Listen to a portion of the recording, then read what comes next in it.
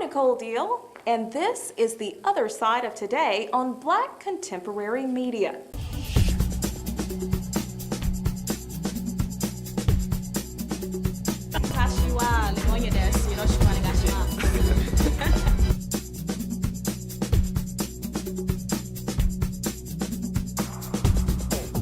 The Other Side of Today is brought to you by Miriam Glover's Marketing, where we will get your brand noticed. A new report detailing the record-setting spending power of African American women has further boosted the confidence of Black female entrepreneurs. They say the information proves their undeniable value to the United States and the global economy. The report, titled African American Women, Our Science, Her Magic, was released by Nielsen during the Congressional Black Caucus Foundation annual legislative conference. The report notes that Black women comprise 14% of all females in the United States and 52% of all African Americans. The latest U.S. Census figures show African American women own more than 1.5 million businesses with over $42 billion in sales. Thousands of North Texans have unpaid tolls. NTTA has revamped its unpaid toll policies. There's no new grace period, but those who still owe unpaid tolls on NTTA roads are encouraged to contact the authority to make payment arrangements. For more information, log on to Dallas Weekly.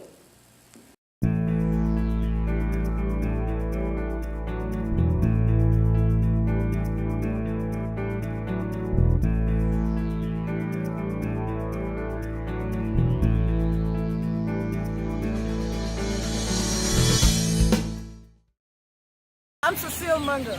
Imagine a world where everyone has an opportunity to learn. Imagine a world where 60% of hospital beds around the world are no longer occupied. Imagine a world where global economies thrive. We could create that world by providing access to clean water to those in need. Clean water means education, health, economy stability, and gender equality. Just don't think blue. Go blue, and let's create a world we all want to live in. Welcome to We Talk Books on the Other Side of Today. I am your host, Erlina Green Hamilton. Today, I'm super excited to talk to Lady Trinette Wilson on her new book, The Code. Come on out. Hello. Hello, welcome. Thank you so much for having me. Welcome. Like I said, we are so excited to have you. We're going to talk everything etiquette. And as you can imagine, in today's world, we need a little bit of talking about a little bit of etiquette. Yes, indeed. So thank you so much for being here. Let's first jump right in. I want to learn about your book, but I want to learn first about you. How did you get into the etiquette business? Yes.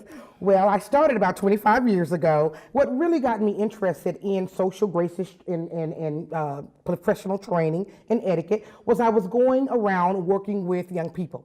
And we were teaching them how to build their confidence, how to be a young lady. And I found that the basic thing that was missing was the etiquette. Now, etiquette, the term etiquette means ticket. Ticket or access. Access to schools, access to jobs, access to scholarships. So a lot of our kids did not have the ticket.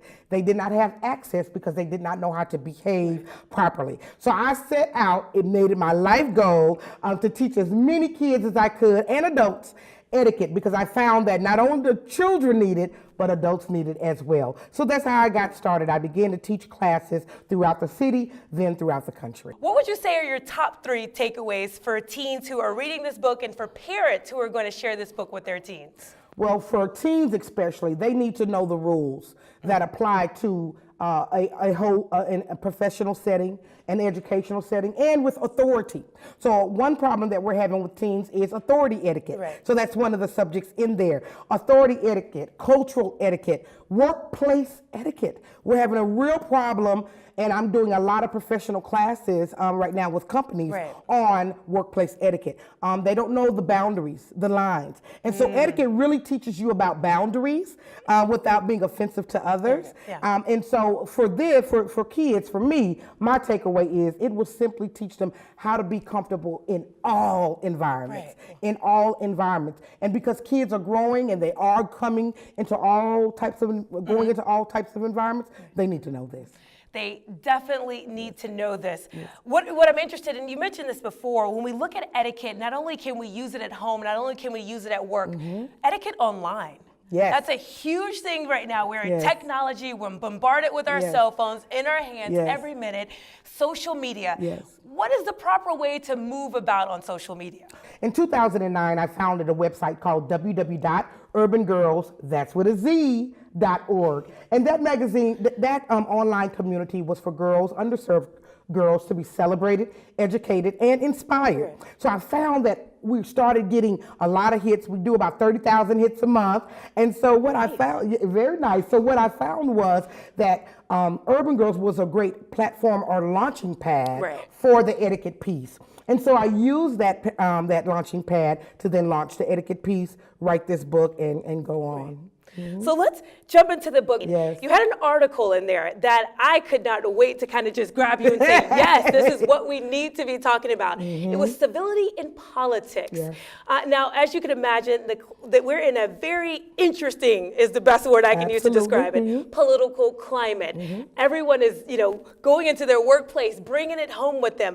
What is the etiquette for talking about politics, and how should we look at the office, no matter who's in it, but how should we really look at it given today's world? Yes.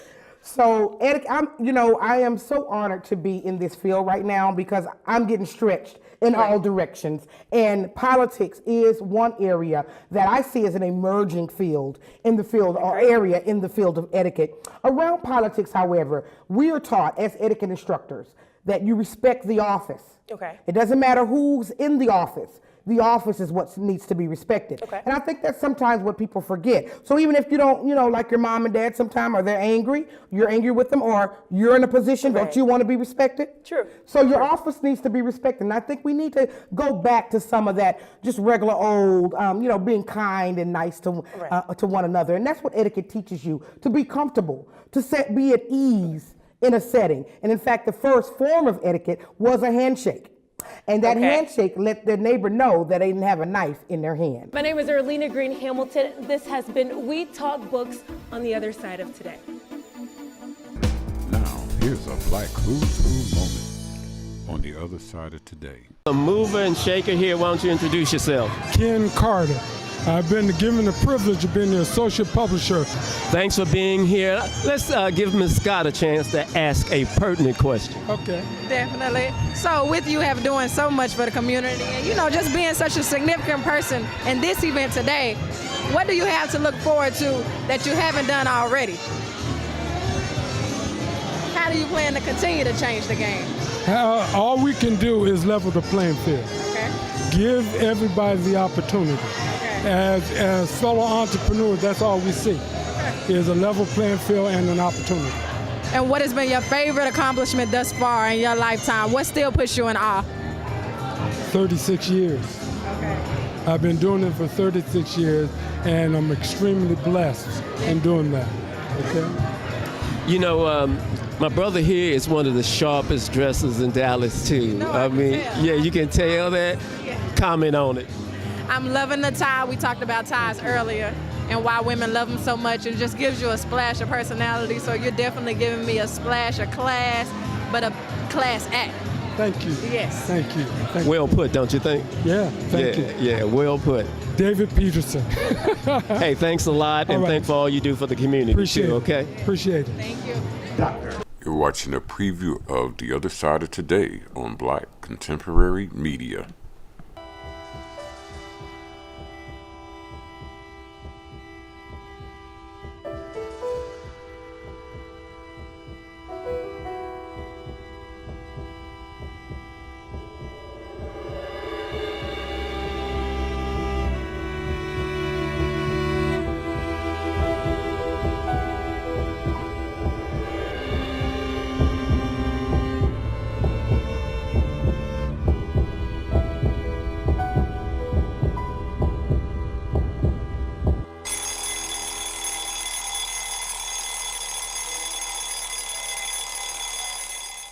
I'm Texas State Senator Royce West. Wake up.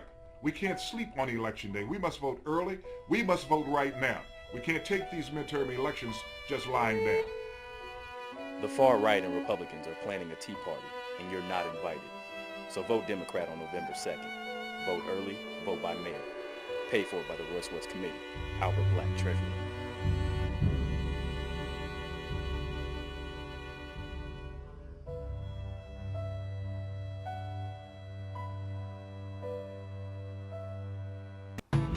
Now here's a feature we call We Run This, featuring the hottest black execs in America. This week, our feature is Mr. Willard Jackson, the vice chairman and new owner of Ebony magazine. He sat down with our own Candace for an exclusive interview right here on The Other Side of Today.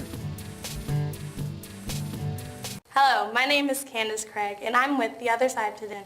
And today I will be interviewing Willard Jackson, the new owner of Ebony magazine. Now, Willard, can you tell me a little bit about yourself? Yes, I was born and raised in Denton, Texas, and but I now currently reside in Houston. How did you end up owning a multimedia Ebony magazine? How did you end up there? It's a path that you couldn't write a business plan for. Mm-hmm. I think it's a result of being in the right place at the right time, having the right relationships, and having already established a relationship with the Johnson family, who was the founders of Ebony. That's great. Okay, so you go from trucking business to multimedia. Now, what are your plans for Ebony magazine? How do you plan on expanding the magazine? Entertainment, obviously, but also financial literacy, culture, history, and all those kind of things. And then we'll also get into a lot more event-type activity. Ebony has been known to put on some of the best events in the world. We have what's called the Power 100 dinner. That's a dinner where we recognize the 100 most influential African Americans that made a difference the year prior. We look at Ebony as the platform to recognize our people, as well as we'll be getting into other areas of entertainment, lifestyle, and that kind of thing. So what obstacles do you feel like you're going to face with owning this new acquisition? Our Ebony has always been 100% black owned. Ebony currently is still 100% black owned. So we are the largest black owned multimedia company in the country. So we represent what we think is the most authentic voice of black America. So when it comes to issues relative to our people, people come to Ebony to see what does Ebony think about that. So whether it's politics, whether it's education, whether it's anything that's relative to our lives every day, you come to Ebony to see what they think because they represent that authentic voice. Take Essence, it's targeted towards African American women, and they do a very good job at that. Black Enterprise Magazine targets small African American owned businesses. So they have niches. Going more to the digital side of Ebony magazine, how do you plan on expanding that? One of the things we're going to be launching, and you'll be hearing about, is our Ebony TV platform, which we'll be announcing soon. So this is breaking news for you. It will be a platform that's going to provide content, African American content, that our audience wants to see. And we're going to be a platform where other major networks are not picking up really good projects in reference to television, movies, and those type of things, we're going to be a home for those properties. Okay, great. So can you tell what type of content? It's going to be a variety of things. We're going to be having a documentary series that's going to be really historical in nature. It's going to be featuring different iconic African American people who were, come from the 40s, the 50s, the 60s. So we want to provide a lot of history around iconic African Americans. So, documentary series. We will have shows focused on healthcare in reference to our health, and that'll be original content. We'll also have some original TV shows that may not have gotten picked up or people will bring that we will be working with production houses to create.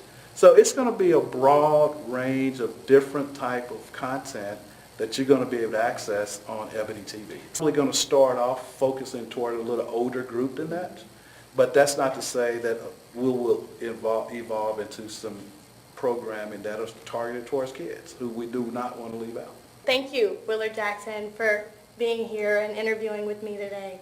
You're quite welcome, Candy. This is Candace Craig for The Other Side Today.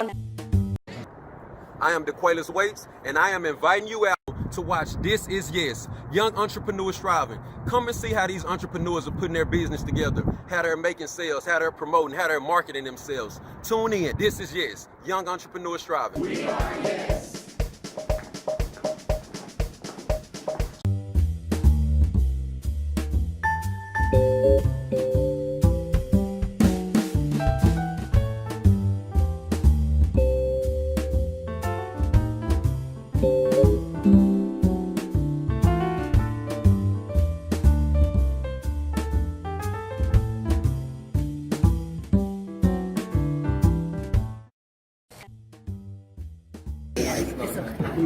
Hey there, bless you. I'm Dick Gruber. You watching Black Temporary TV. You ain't been temporary because you know something. Ain't nobody gonna wipe us out. Temporary. That's what that means. A rally for New Jersey gubernatorial nominee Phil Murphy, Barack Obama was met with chants of 4 more years from attendees. In Obama's signature demeanor, he made an unsuccessful attempt to redirect the crowd's attention back to Murphy. I will refer you both to the Constitution as well as to Michelle Obama to explain why that will not happen.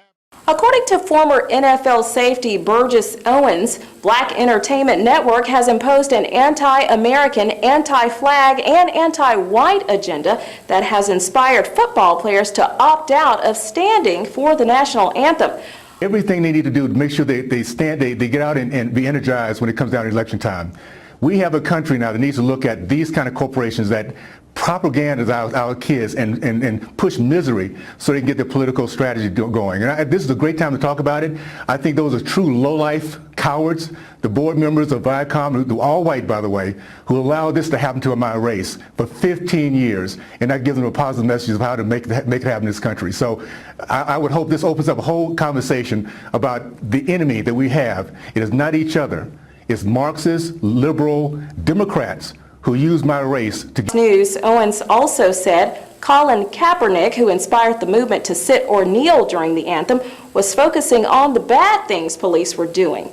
Throughout the conversation, Owens acted as a voice box for those who condemned the athletes' protest. For more information, log on to Ebony Jet. Now here's a word from the commish, Ed Gray, right here on The Other Side of Today. Now that the bond package has passed, let's bond together and make Dallas better. Some folks down in the southern colonies, well, you know, other names such as Oak Cliff, Pleasant Grove, South Dallas, they have all expressed concerns that nothing will change. Let's prove them wrong for once. The bond package sounds good. Who can argue that we need better streets and better parks, and of course we need to take care of the homeless? The fact remains that every election, Southern Dallas voters are the last ones served. Let's see if in 6 years there will be homeless camps underneath bridges in South Dallas, while others in Uptown enjoy a concert in the park. Bond packages are more than fixing potholes when streets need resurfacing. Passing a bond package to have a concert at a park is fine. Let's go first where the need is great. You know, they don't know, they don't show when it comes to our neighborhood. I'm Ed Gray, and this is my voice, my opinion. Some media outlets and politicians would like you to believe that the face of terror in America is a Muslim with guns and bombs. Senior columnist Ed Gray with the North Dallas Gazette says the face of American terror is not what you think it is. Gray says the face of terror in America is not urban shootings in Chicago ghettos by blacks. He says outside the terrorist attack committed on 9/11 in New York City, most of the major large-scale violence has been committed by middle-aged white men with unknown grievances. The Charlestown shooter left a manifesto document indicating he wanted to kill blacks. And this month, America remains clueless about the Las Vegas assassin, Stephen Paddock. Love my mom. I love my man. I love my body. I love my career. I love my friends. I love my hair, and this is my hair love story. So does the world. So does my mind. Music is my muse. It centers me. It gets me going. Music shapes my style and my hair. I've done it all, from Salt and Pepper's asymmetrical bob to Alicia Keys' braids, but I'm loving Chrisette Michelle's short haircut. It's cutting edge, sexy, and it makes people do a double take. Imiazzi has a great face for short hair. I started out by relaxing Imiazzi's hair with the Motion Silkening Shine Relaxer system. Then we molded her hair to take the shape of her head. Imiazzi sat under the dryer for about 45 minutes. Next, I'm going to just use a small flat iron and just give it a nice direction curl. And on one side, we're going to have more height. I'm going to section her hair.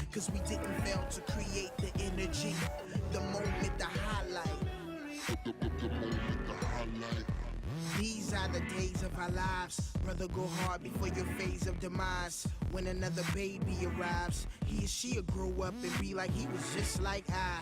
Had to overcome what was done. Had to rise to glory from the slums to shine like sun. Couldn't recognize the light without traveling dark. Now it's high times black every day we spark. So to get the flip out, what I'm using is a small flat iron. And I'm starting at the base, and as I bring the flat iron out to the ends, I'm slightly bringing the flat iron up and out. And that gives it like a wispy flip effect. I'm going to use a little bit of the Weightless Clear hair dressing cream.